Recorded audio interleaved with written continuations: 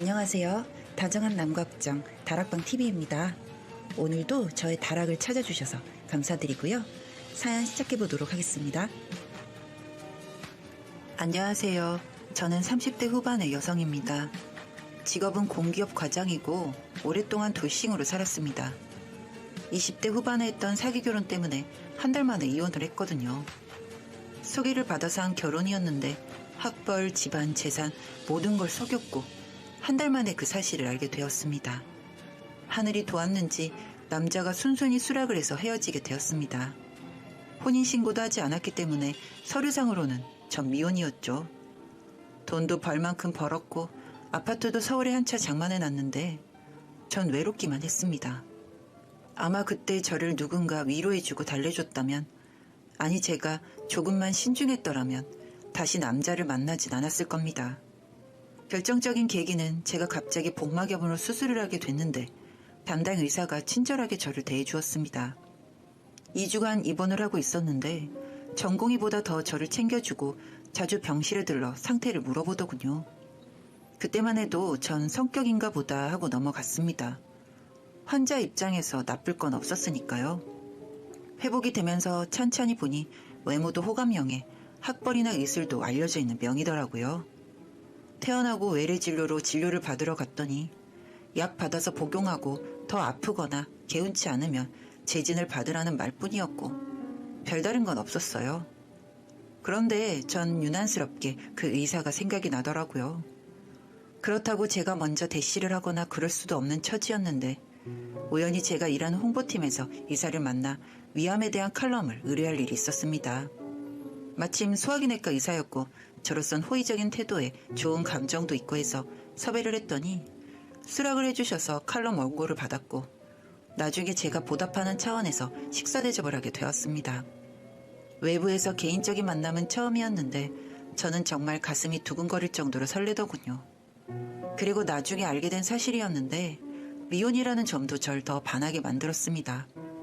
레스토랑을 가려고 했는데 아주 회복 중이니까 한식을 먹자면서 소박한 한정식집에 저를 데려갔고 음식을 제 개인 접시에 서빙해 주었습니다.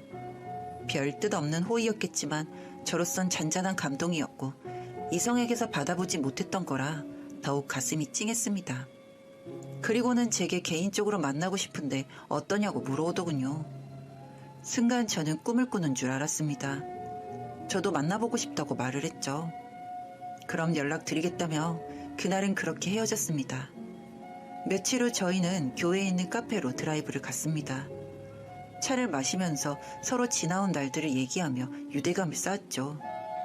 그렇게 저희는 특별한 일이 없으면 매일 만났습니다.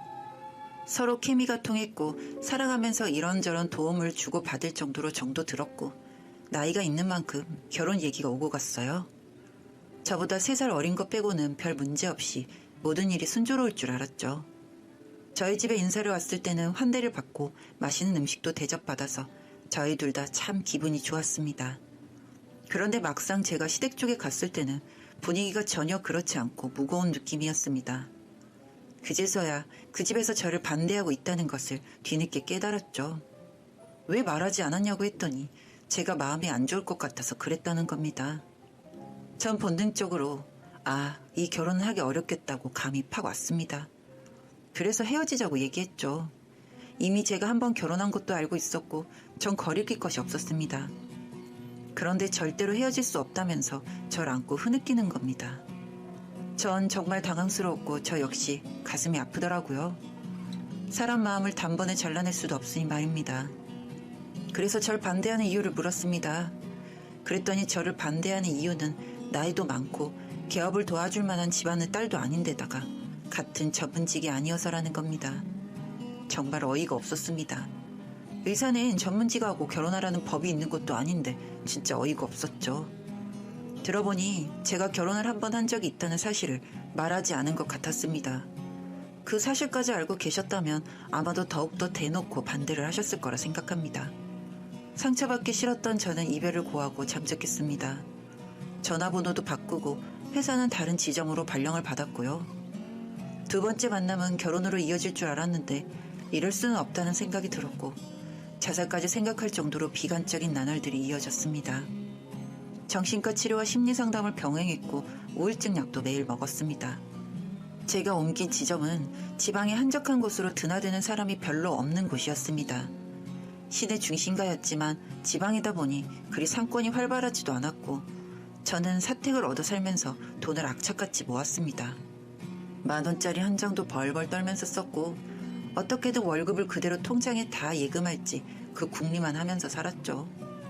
그렇게 시간은 흘러갔고 헤어진 지 1년여가 흘렀습니다. 근무하다가 잠시 탕비실에서 차를 마시고 있는데 누군가 저를 찾는 사람이 있다는 말에 나가보니 그 의사분이었습니다.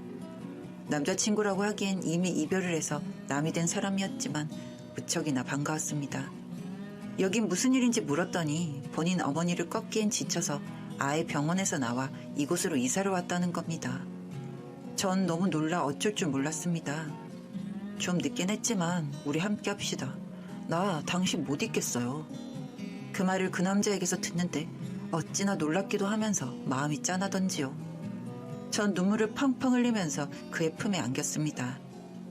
그리고 사택을 나와 그의 집에 살림을 차렸습니다.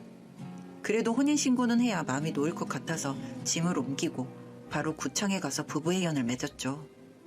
남편은 페이닥터긴 해도 내시경을 잘해서 연봉도 좋았고 지방에서는 의사가 귀하기 때문에 정말 좋은 대우를 받게 되었습니다. 저도 열심히 모은 돈도 있고 해서 저희가 살 곳으로 33평 아파트를 매입했습니다. 가까운 전통시장에서 예쁜 그릇도 사고 이불도 사서 새살림을 채워 넣었습니다.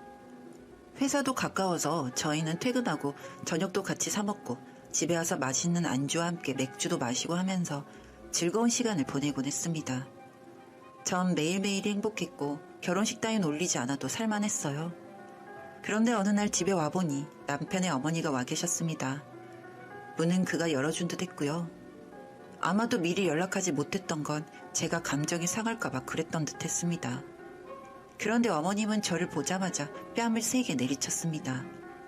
전 너무 아파서 눈물이 핑 돌더군요. 내가 왜 이렇게 맞아야 하는 건가 하는 생각이 들던 찰나 남편은 그런 어머니를 밀치고 밖으로 데리고 나갔습니다.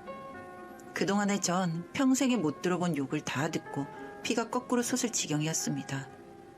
그래도 모른 척 할 수 없어 나가보니 시어머니가 통곡을 하면서 울자 남편은 그래도 달래면서 잘 살 테니까 좀 지켜봐 달라고 하는데 전 가슴이 벌렁거려서 뭐라고 할 말이 없었습니다.